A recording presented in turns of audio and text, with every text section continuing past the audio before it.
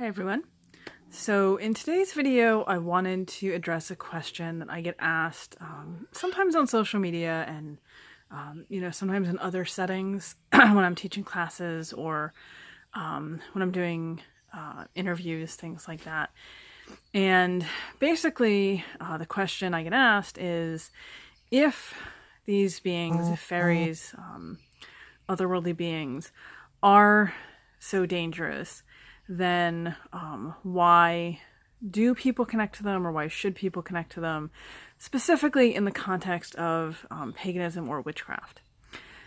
So it's a good question. It's a little bit multi-layered, but here's my answer to that. First of all, I do want to reiterate that these are beings who, when we look at the folklore and the anecdotal material and the modern material, who can be dangerous. That's not to say they are always perpetually sort of a continuous threat to humans, but they have the potential to be.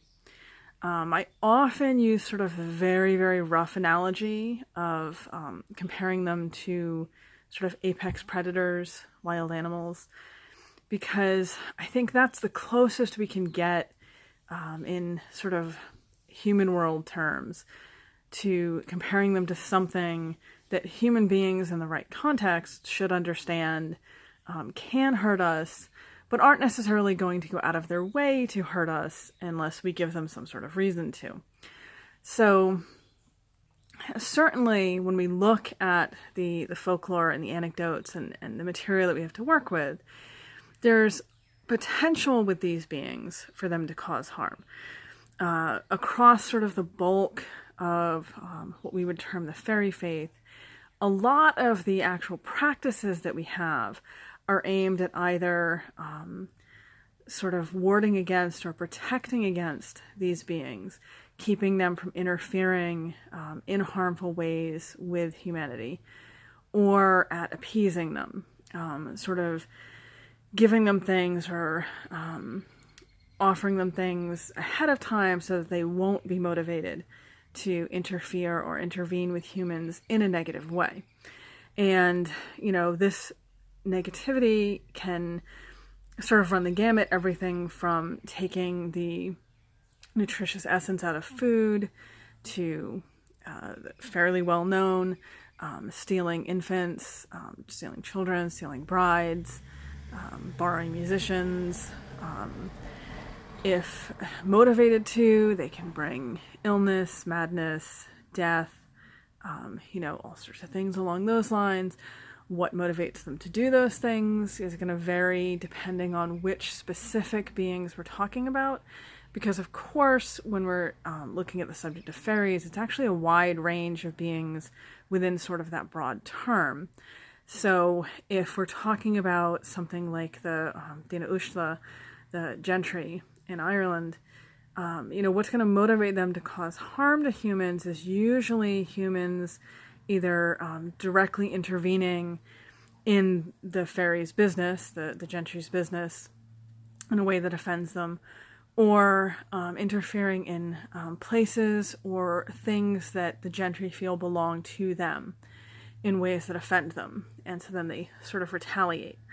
If we're looking at something like the English redcap, what's going to cause them to cause injuries or kill a human being is really just going to be the human being in the wrong place at the wrong time, because they're more predatory by nature in their stories. If we're looking at something like Brownie, looking to Scottish lore, generally speaking, they're considered more benevolent and beneficial around humans, but what's going to cause them potentially to become dangerous and harmful, destroy crops, sort of wreak havoc on a farm, being insulted, verbally insulted, having the quality of their work questioned, sometimes having like the Christian Bible or prayers recited around them in some stories will offend them. So just to give a few examples of ways they can cause harm and what might motivate them to cause harm. But we see this across the breadth of folklore. I'm not actually aware of any type of fairy being that's coming to mind that does not have the potential to be harmful. Now, I am aware, of course, that there are people within paganism, there's people within witchcraft, there's people within sort of tangentially related practices and systems who will say that they have worked for years and years with these beings and never had anything bad happen. Even that they're, primarily focused on these beings, they've never had anything bad happen. And, it's entirely possible that they are telling the truth. I'm not questioning other people's experiences or practices or, any of that here. I will say, though, that there's also people who will say that they never wear a seatbelt when they drive and they always speed, and they've never been hurt in an accident, which could also be true, but doesn't mean that doing those things is safe or necessarily a good idea. I highly recommend, on a completely human world level, watching a documentary called Grizzly Man, which was about this guy in Alaska who felt very close and connected to bears, grizzly bears, and sort of went out of his way to go and study them one-on-one. He wasn't a scientist or anything, he was just very passionate about it. Sort of lived among them, would get extremely close to them, felt that he had this special connection to them. And for several years he did this and was never hurt, was never attacked, felt like he had sort of figured out how to do this safely, despite being warned repeatedly it was a very dangerous thing to do. Did not end well for him. He finally was there a little too long and the wrong time, ran across the wrong bear, and he and his girlfriend were both killed. So why am I mentioning this in a recording about fairies? I just sort of want to illustrate the point that the people who sort of emphasize that this is totally, completely safe, that they've done it for a long time and never had a negative consequence, whether or not I would choose to nitpick if they have or have not had a negative consequence, assuming that that is true, that still doesn't actually mean that this is safe. It's not. And, when we look at the huge amounts of folklore and anecdotes, it's pretty clear that dealing with these spirits, dealing with beings of the other world, is not a safe thing and has never been a safe thing. I personally have been doing this. I've interacted and experienced these beings my whole life, but actively sort of been connecting to them and dealing with them, if you will, for 20, 30 years at this point, since I started practicing witchcraft. And I have had negative experiences. I have had things happen that I would definitely never want to do again, and that were unpleasant, physically painful, physically harmful to me, all of that. So, I think we do need to emphasize that at the beginning. The second part of the question, of course, is if that is all true, and I've just established that it is, why then does anyone want to learn about these beings or connect to them or establish any sort of whatever you want to establish with them? This is where we get into the multifaceted part of the answer. First of all, you don't necessarily have to have a super deep connection to these beings just by learning about them. A big aspect to me of educating people about what these beings actually are, what we know about them from folklore, what we know about them from the living traditions, what we can experience with them in modern terms, is about that thing I mentioned at the very beginning of the video, which is people learning how to protect against them and how to sort of prophylactically appease them to avoid potential harm. If you want to not make them angry in a lot of cases, you need to know the what not to do, or in some cases what to do not to offend them. So a big part of learning about them, I think, can come down to just that. to knowing how to deal safely with them, how to stay on that safe side. And when we look at the bulk of the fairy faith material, that's really what we're dealing with, is centuries of traditions that were focused on that. These were not people who saw these beings as safe or usually friendly, or things, beings, creatures that you would want to seek out. But there's this bulk of beliefs and traditions and how to accept that they are our good neighbors, if you will, and how to maintain that as a good relationship as opposed to a negative one. So there's definitely that aspect to it. And I think that's where the majority of people fall when we're looking at why would you even want to know about any of this stuff or have this knowledge. There's also the aspect of it that there have always been people who sort of specialize in this in one sense or another. These are the people who would know how to more directly deal with issues being caused by these beings. People who would know how to cure elf shot, how to cure the effects of a fairy blast, how to figure out if it was fairies causing a problem, if it was fairy enchantment, or if it was baneful witchcraft, or some other issue going on. There's always been specialists who could come in and sort of address those issues. And there's always going to be those people. So certainly when we look at trying to get the best information out there to educate people, to point people towards good resources, to point them back towards the genuine folklore, the living traditions, all of that, I think part of it is because of that knowledge that there will always be people who feel called or compelled to take on that particular role, to sort of step up to try to address or help with the problems that these beings can cause, particularly when they're offended or upset. There's also the issue that some people, whether they seek it out or not, whether they want it or not, are just going to have this connection. They're going to see these beings when other people don't. They're going to interact with them whether they want to or not. And again, this is something we see through the bulk of folklore and anecdotal material. There's always certain humans who just have this connection, whether it's that the good people seek the human out, whether the human is just born with some sort of innate ability to see them, to interact with them. I don't know. But either way, if you fall into that category, you're really not going to have much of a choice but to learn as much as you can and try to deal with them the best you can, because they're not going to go away. And you're going to have to do your best, again, to handle this all as safely as possible. Because it is easy to make mistakes and it is easy to cause yourself problems.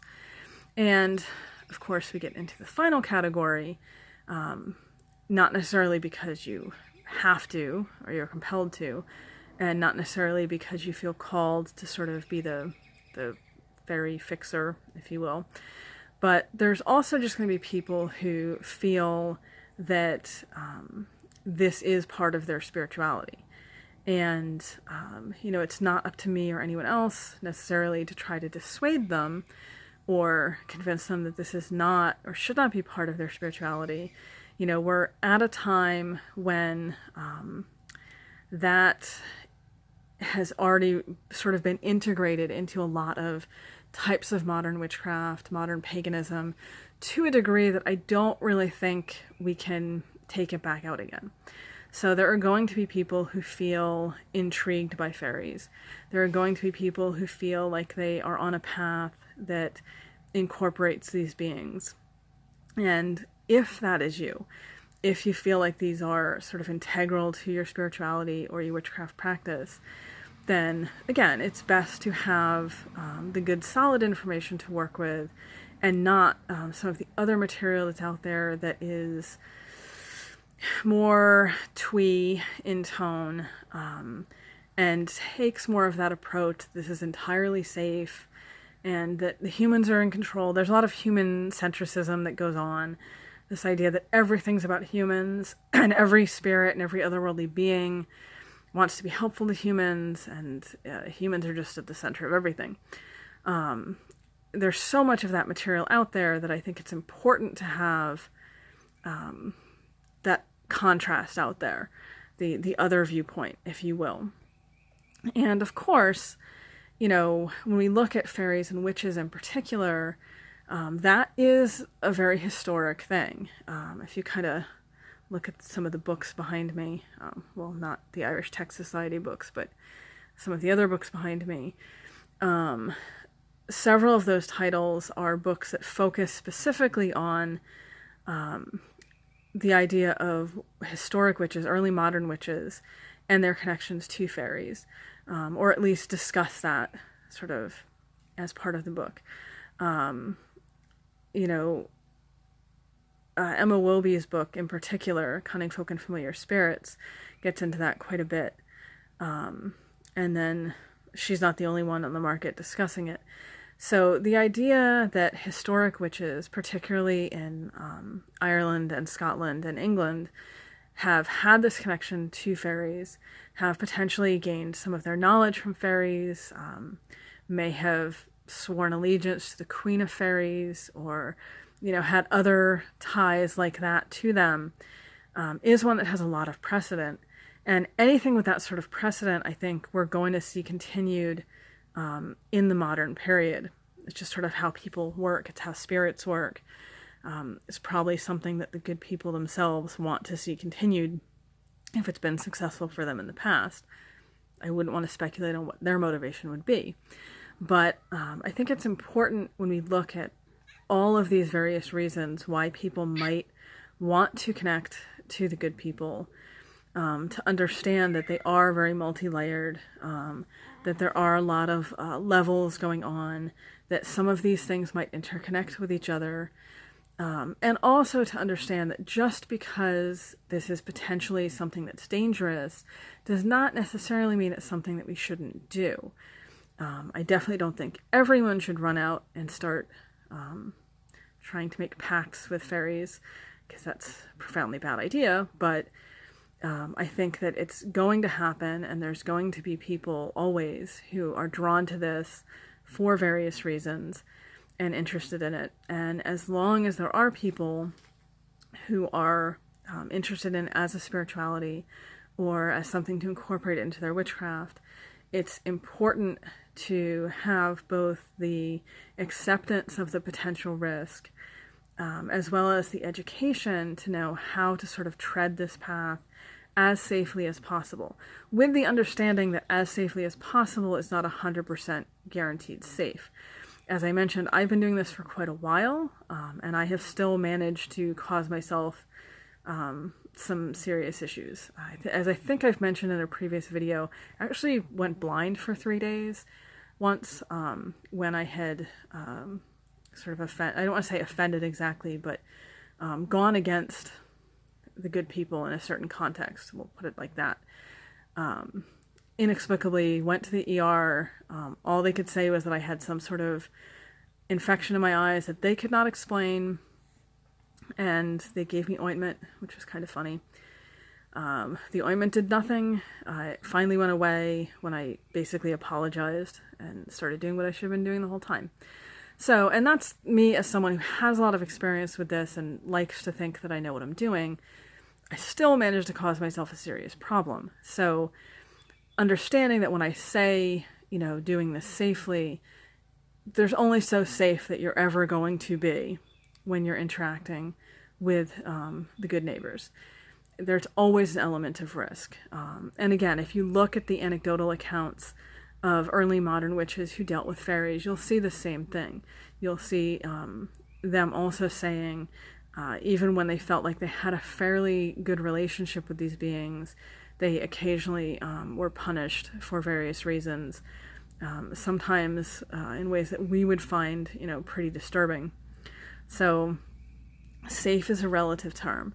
But if you're going to do it, you do need to be aware that it's dangerous. That is why I emphasize it so much, because so much of the material that's on the market today really glosses that over or ignores it and focuses on all of this as if it is just 100% safe, and you are guaranteed to just have a great time and wonderful experiences, and that has just not ever been the reality of it.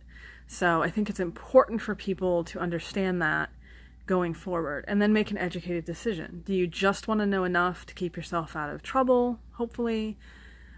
Do you want to go deeper and learn more about these beings and potentially incorporate them directly into your spirituality with the understanding that that does pose more risk than keeping to the more basic level, if you will? So I hope that answers the question as thoroughly as possible, but that is why I teach about this, even though I feel that it is potentially dangerous. I know that it is potentially dangerous, and that is why, in my opinion, people do it, even though it is potentially dangerous. I think you will always have humans who interact with these beings and both help humans protect against these beings and also sort of deal with these beings on a one-on-one level for various reasons. You're just always going to find that in the world in different ways. So education is key, I think, particularly education coming from really good, solid sources on the material. Always be very cautious of any source that says these are completely safe or suggests just willy-nilly throwing yourself into these things without understanding what you're dealing with and how to get out of it if it becomes a problem. So, sort of my final thought there. I will answer another question soon. Good luck to everybody out there. And if you have any questions about this video, please ask them in the comments and I will try to answer them. Bye.